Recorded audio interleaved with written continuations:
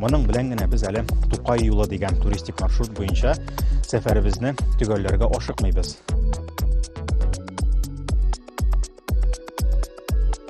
Шулай булгач, без уйлап торабыз, бу Тукай юлы дигән маршрутны әле тагын бер кат узарбыз, ләкин инде башка якта.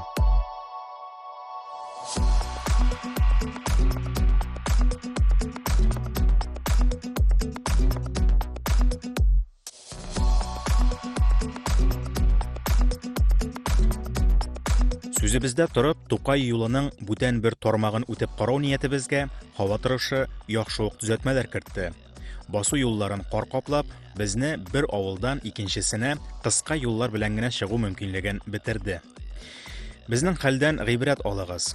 Мондый маршрутлар бик аңлаешлы булып тоелса да, аларга каршы алучы як белән элемтәгә кермичә чыкмагыз. Басу юлына бик керер идек тә, белмәгән килеш кар астыннан аны чамалап булмый. Нинди хәлдә икәнен дә белмибез. Шуңа күрә әйләнгеч озын юлларга калдык. Бүгенге сәфәребезнең беренче тукталышы булган Хатня авылы тирәсендә әйләнгеч юлларда бик әйбәт булмаганын күргәч, басуга кермәгәнебезгә бераз шатланып та куйдык. Ни дисәң дә, бу маршрутны иркенләп үтеп чыгар өчен бирегә җәй айларында килергә кирәк. Шулай да уйлаганны эшлибез инде без. Бераз төзәтмәләр кертеп булса да. Машина белән йөреп торсак та, без Тукай юлы дигән маршрутны бүген бу ягын тулысы белән үтмәячәкбез. Чөнки ул көне буена исәпләнгән маршрут һәм кышкы көн кыска булу сәбәпле без инде аны тулысы белән үтсәк тә камерага төшереп сезгә күрсәтеп бетерә алмыйбыз. Караңгы бик иртә төшә. Шуңа күрә без аның төп нокталарына тукталып узарга булдык һәм инде әлеге нокталарга тулы маршрутны узмыйча да аерым-аерымда килергә мөмкин.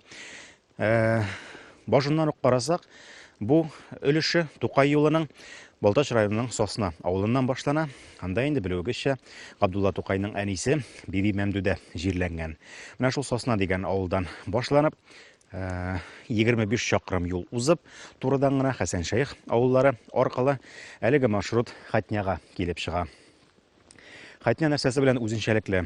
Иң беренче чиратта аның инде бүтән тарихының, аның изгелегенең башлангычы менә шушы изге чишмәдә. Ул шушыннан баскычтан аска төшкәч, менә шунда матур гына булып агып ята. Әлеге чишмәнең риваятләре шунда күп гасырлар дәвамында бирегә мөселман халкы җыелып, шушы суны эчеп сихәтләнә торган булган һәм нәкъ менә шушы чишмә янына җыелган вакытта алар үзләренең инде ата-бабаларына дуга да кыла торган булалар. Менә шуннан калган риваятләре белән һәм бүгенге көнгә кадәр дә ул изге чишмә дип атала.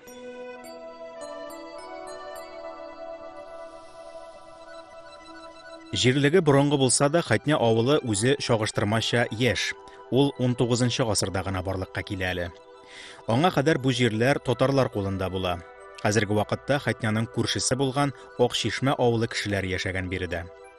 Дөрес, ул вакытта авыл Акчишмә түгел, Буклавыш дип аталган әле. Менә шул татар авылы янына терәп, рус помещигы Петр Алексеевич Перцевка җир бирелә һәм рус Буклавышы авылы үсеп китә. 18-19 гасыр өчен бу еш күзәтелә торган хәл.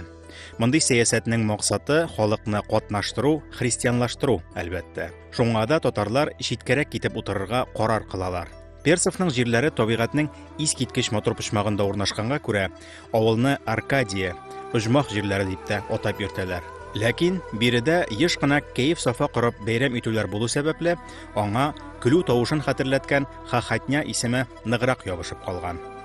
Хатняның тарихи исемнәре берничә. Биредәге чиркәү исеменнән чыгып, Петропавловский дип аталганы да билгеле аның.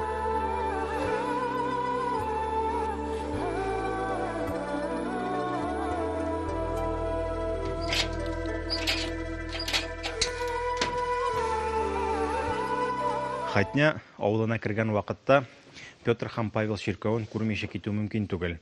Бу мәхәббәт бина ерактан күренеп тора, ләкин ул һәрвакытта бикле килеш тора. Бирегә кеше килмәгән икән, монда кунаклар юк икән, чиркәү бикләнгән булыр. Ләкин чиркәү бикле икән дип аны кырыйдан гына уратып уза күрмәгез. Менә без булып узган изге чишмә янында охранниклар утыра дип әйтегән татарча. Аларның утыра торган биналары күренеп тора, шунда кереп, әлеге чиркәүнең ачкычын сорап алырга була. Үзегез киләсез, үзегез ачып керәсез, тәртипле генә ишендә булган экспозицияны карап чыгасыз да ачкычны кире илтеп бирәсез. Бу яктан монда килүче кунакларга ышаныч бик зур. Чиркәүнең үзенә килсәк, Хатня авылында бу чиркәү үзенә күрә инде бер яңа тарих, авылның яңа тарихы башланган чорга туры килә. Бу чиркәү заманында бик зур атаклы бай дворян нәселе Перцевларның утарының бер өлеше булып тора. Әлеге карта буенча карыйбыз икән, чиркәү биредә менә 2нче номер белән күрсәтелгән. Бу чиркәүдән юл аркылы гына чиркәү каршында Перцевларның төп йортлары да урнашкан булган. 1815 елда башланып китә менә шушы утарның барлыкка килү һәм Перцевларның бирегә күченеп утыруы. Беренче килеп утырган кеше Петр Алексеевич Перцев дигән кеше була. Ул бу якларда инде җир сатып ала үзенә хайран гына күләмдә һәм менә шул 1815 елдан әйткәнемчә үзенең зур хуҗалык эшчәнлеген башлап та җибәрә. Бу чиркәүне беренче тапкыр гына күрүебез түгел. Моннан берничә ел элек килгәндә аның эше буш иде әле. Хәзерге вакытта чиркәү элеккечә консервацияләнгән хәлдә торса да, эчке ягы байытылган, туристларга мәгълүмат булдырылган. Петр һәм Павел чиркәүе архитектура һәйкәлләре исемлегенә кертелгән. Чиркәүнең архитекторы күренекле Петр Григорьевич Пятницкий. Аның иң күренекле хезмәте Казан университетының төп бинасы. Гомумән, Казанда Пятницкийның кулы тигән биналар бик күп. Хәтта Казан кирмәненең реставрация эшләренә дә үз өлешен керткән шәхес ул. Шундый танылган кеше төзүсә дә чиркәүнең язмышы җиңелләрдән булмый. 1830 елда төзелгән әлеге бинаны берничә тапкыр яндырырга, хәтта шартлатырга да тырышып карыйлар. Ләкин Пятницкийның эше намуслы итеп, гасырларга җитәрлек ныклык белән башкарылган була. 1873 елда 43 ел гына эшләп өлгергән чиркәү үзе ябыла. Авыл зур түгел, мәхәлләсе дә гади крестьяннардан торганга, чиркәү бары тик Перцевлар акчасына гына яшәп килә. 1873 елда аңа акча бүлеп бирүче булмый шул. 100 ел узгач, 1970 елда әлеге бина янгында бик зур зыян күрә һәм аның диварлары гына турып кала. Бүгенге көндә Хатня авылы, аның чишмәсе һәм чиркәүе бары тик туристик объект буларак кына сакланып килә. Аны төзекләндерүгә акча кызганмаучылар бар. Шуңа күрә дә бу гүзәл урыннан халык üzülми. Ә без юлыбызны дәвам итик. Алда Кырлай авылы көтә.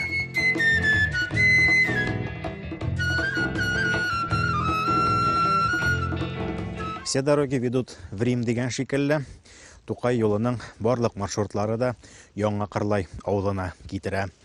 Чөнки анда Тукай музей урнашкан, анда кунак кабул итү урыннары, кунакханәләре һәм ашату урыннары, кафелары да. Шунда барлык яктан да шул үзәккә Яңа Кырлай авылына җыеласың.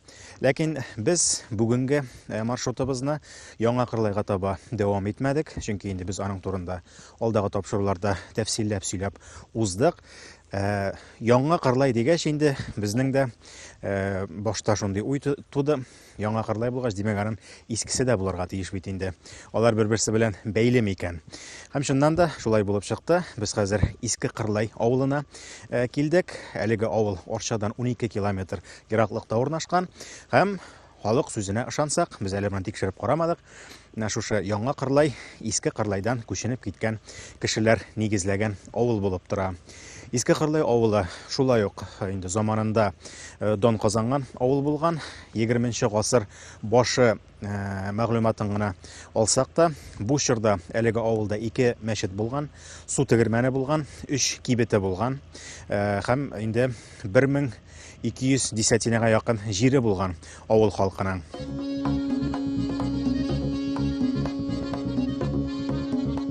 Иске Кырлайның Яңа Кырлайга башлангыч бирүенә шикләнү тарихчылар сүзенә ышанмаганнан түгел, бу авылларның бер-берсеннән ерак урнашуыннан.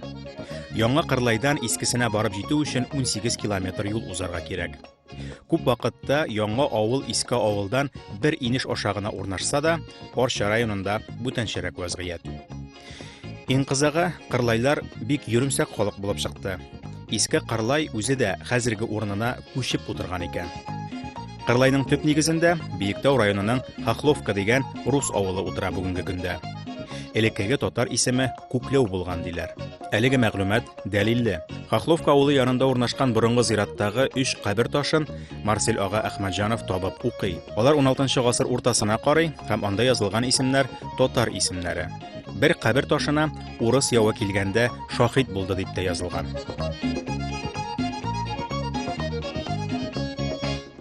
Бу борынгы зират булган урын хәринде күренми диярлек. Ул мазар кыры дип җөртелә, анда хәринде арыш басуы будай бар осы, шундый иген-игенләр анда. Авылдан ул төньякка таба киткән тауларак урында 1-3 километр чакрым җыелырга тиеш. Татар авылы мал хәзер үзе. Юк, Хохлов хәзер бүгенге көндә беткән авыл, аның уртасында инде җимерелеп беткән чиркәү тарада бер 5-6 гына әби бар. Мин шунда барып, алар белән әзрәк сөйләшеп карадым, алга төпле бер нәрсә әйтә алмадылар. Әйе, безнең монда терәп торган татар авылы булган дип әйттеләр дә, шул гына. Үз урынында түгел инде бу, шул ук авыл урынына килеп утырмаган. Терәп утырганнар алар, терәп койганнар. Хохлов дигән помещик килеп терәп авыл төзегән дәген, аннары татарларны кысу башлаган, инде чукындыру, кызларны урлау, көчләүләр, тегесе монсы. Һәм шул ук урында ук кичкенә Үнсә суы ага, менә бу авылның уртасында Кырлайка дигән, Кырлай елга сагып ята ул. Инеш инде бик тирән сулы түгел, Кырлайка. Ана урыслар яратып Кырлайка дип әйтәләр әле дәген. Шунда ук Үнсә суы бар, борынгы елгайналар. Менә шул Үнсә суы янында ук шулай кичә Кырлай урнашкан. Бу 1000 менә миндә үземнең кулымда булган иң борынгы документлар Казан алынганнан соң 1562-65 елларда Киккеннар тарафыннан төзелгән язмалар бар. Менә анда Кырлай үзен күренә. Анда ничә соты гына җирләр инде аны кичәрәк кенә 5-6 гына йортлар. Менә бу Казан алынганнан соң барыбер сакланып калган.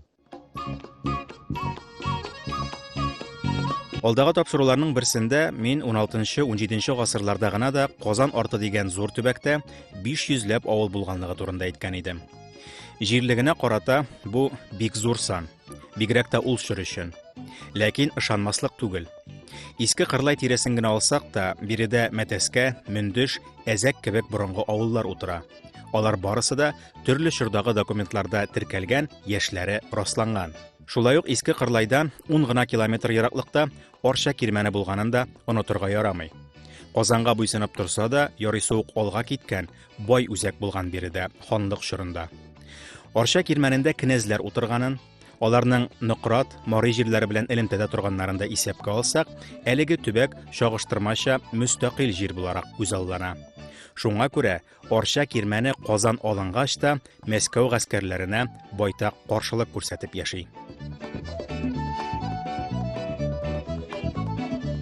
Коробский язып калдырган.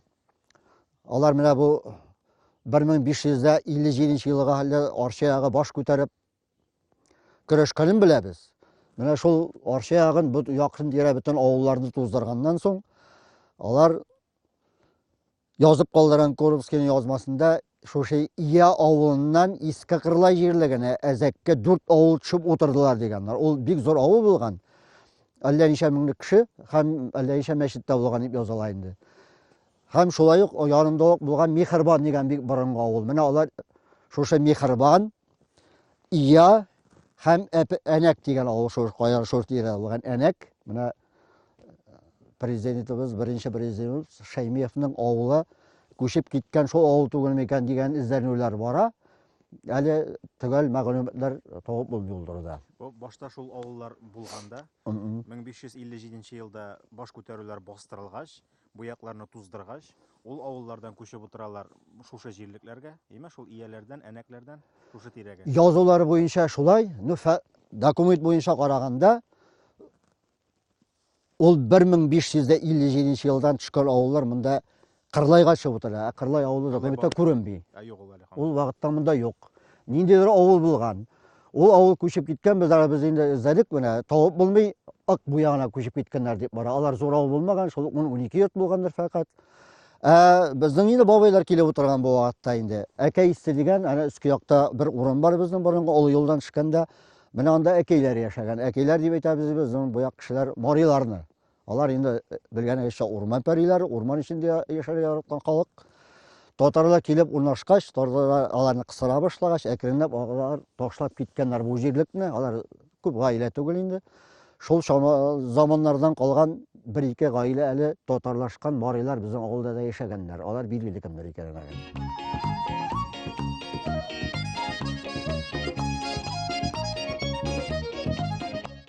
Иске Кырлайның тарихи урыннары авылның үзәгендә калган. Тарихы бар-барын, әмма күрсәтеп сөйләрлек биналар гына сакланмаган. Менә бу тау башында кибет, колхоз идарәсе биналары гына турып калган җирдә заманында Нугман бай нигезе булган. Авыл халкының күңеленә ул 1921 елгы ачлык вакытыннан кирип калган. Ул вакытта Нугман булган запасларын кызганмыйча бик күпләрне үз хисабына ашатып, ач үлемнән коткарып кала.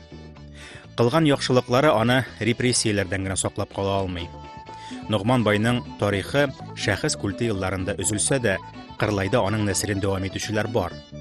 Бу зур нәсел хәзер Сабитлар нәселе буларак билгеле. Араларында бабалары кебек сәүдә итү белән шөгыльләнүчеләр дә бар. Иске Кырлай авылының бик үзенчәлекле чишмәсе бар. Ул Олы чишмә дип атала. Чишмә инде ул авыл сайын.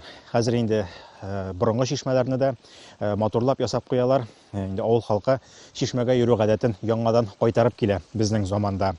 Ләкин менә шушы Иске Кырлайдагы чишмә кебек бай тарихлы һәм кызыклы чишмәне әле эзләп карарга кирәк. Ул бер кая да юктыр дип уйлыйм.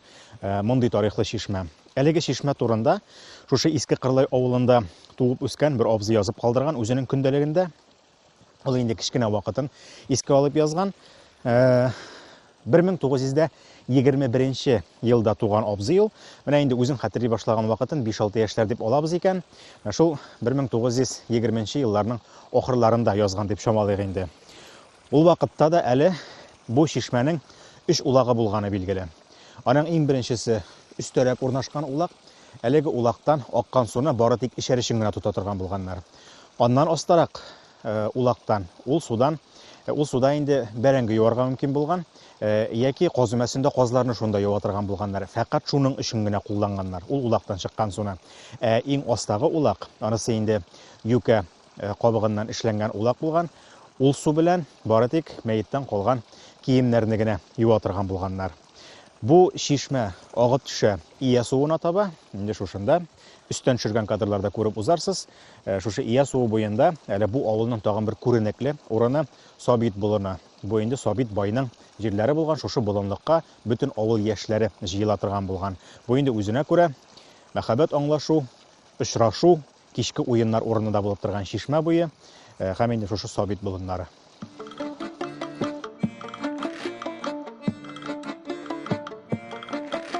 Иске Кырлай авылының мәчетләре турында да шактый мәгълүмат билгеле.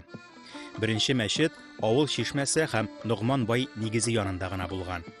Кырлайның мулласы тутырып барган иң борынгы метрикалар 1831 елдан башлануына таянып, бу авылда мәчет рәсми рәвештә шул елдан эшләгән дип әйтә алабыз. Бәлкем ул башка урында, башка бинада урнашкан мәчеттә булгандыр, ләкин ул булган.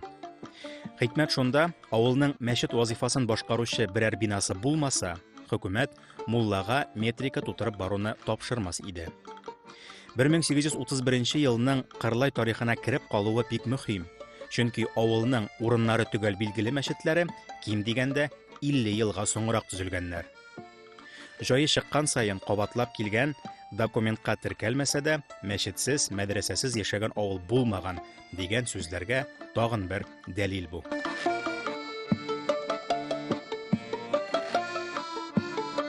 Менә без монда авылның үзәге дип әйтсәк була, уртасы инде.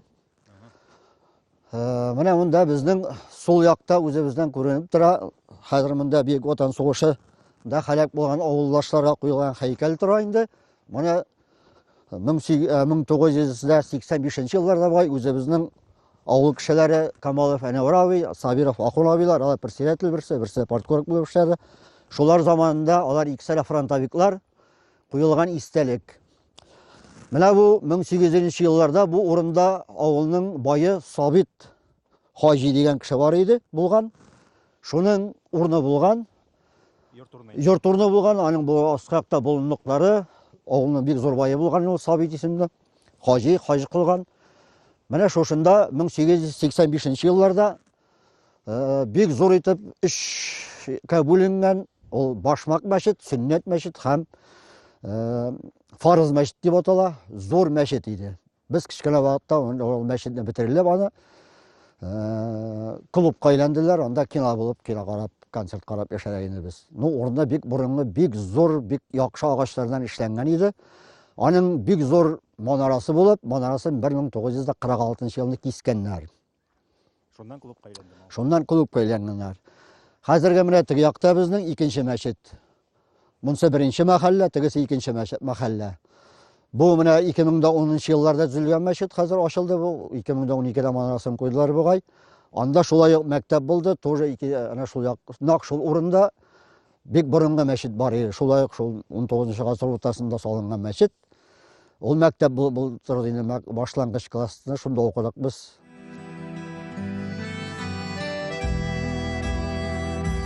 Иске Кырлай авылының бар тарихын күпме тырышсак та тапшыру вакытына сыйдырып бетерү мөмкин түгел. Ул халкыбыз тарихының бик зур катламын күтәрә. Шуңа күрә дә Иске Кырлай белән таныштыруны Фәрит абый белән әңгәмә рәвешендә уздырдык. Башкача аңлатып бетерү бик авыр булыр иде. Игътибар иткәнсездер, Кырлай тарихы Казан артындагы күп кенә борынгы авыллар тарихына да кагылып уза. Аларның яшьләрен раслый, урнашуларына, күченүләренә ачыклык кертә. Шул ук вакытта үзенең дә тарихы, яшәеше бер кемне дә битараф калдырмаслык. Менә без хәзер үзебезнең авылны урталаш булып торган биек тау, ягъни Улы тау дигән тау да басып торабыз. Бу тау халык телендә хәзер инде ат тау дип йөриләр. Чөнки моннан бик күп ат белән җөреп эшләделәр, колхоз чорында даган, аңарчадаган. Шушы тау революциядән соң сугышка хәтле бик зур тау булып торган бу. Шушы тау аркылы безнең менә Березабашка китәргән зиратның, авыл зиратының артка ягыннан Березабашка барган юл булган. Шул юлдан Магасадан, Березабаштардан килеп, шушы Кырлайны узып, урманга җырларган булганнар. Һәм урман ташыган халык. Шуны әйтеп китеп килә, менә бу шул биек тау булу сәбәпле атларны урманнан кайткан вакытта тоту бик авыр булган. Арбаларга төрле күсәкләр тыгып, көпчәкләрне әйләндермәскә тырышып, шулай итеп йөк белән төшкәнгә, ну шулай да шундый вафат булу, ягъни кешеләрнең ат башы тотып төшкәндә җыгылып тәртә барып, ат астында калып үлгән чыраклар бик күп булган. Менә 70нче еллар тирәсендә инде көчле тракторлар килеп чыккач, экскаваторлар, бульдозерлар эшли башлаган. Бу тауны колхоз ишеп, тигезләп сүзәкләндерде. Сүзәкләнде, инде шулай да чанашу өчен бу бик матур җир. Без кичкенә вакытта олы карыларын сөйләгәннәре буенча да 30нчы, 25нче елларда моннан ат чаналары белән аска хәле шуып төшә булганнар. Ягъни шушы бу Пущенко урамы дип атала инде бу. Шушы Пущенко урамы белән шуып төшә булган. Ана Пущенканы төшкәннән соң күпер кырыенда, Пущенко шушы урам безнең. Пущенко урамы биткәч, күпер безнең, күпернең ул ягында тимерче алачыгы бар иде. Бик борынгы заманнардан калган алачык. Анда инде гомер буе бабайлар сөйләү буенча даган фақат урыслар эшләгән. Тимерчелектә үзегез беләсезләр, шәйшен урысларга эшләгән. Татар корал ясый дип куркып, урысларга куелган булганнар. Шунысы шатландыра. Фәрит абый фикердәшләре белән ниһаять Иске Кырлай авылы тарихына багышланган китап чыгарырга әзерләнеп йөри. Шул кадәрле бай материаллары булуга карамастан, әңгәмәдәшебез үзе тотынмыйча, барысын бергә тупламыйча торып, бу изге эштә урыныннан кузгалмаган булган. Иманым Камил, әлеге китап Казан арты авылларының 16нчы гасырга караган тарихына бик мөһим үстәмәләр кертәчәк әле. Түземсезләнеп көтәбез.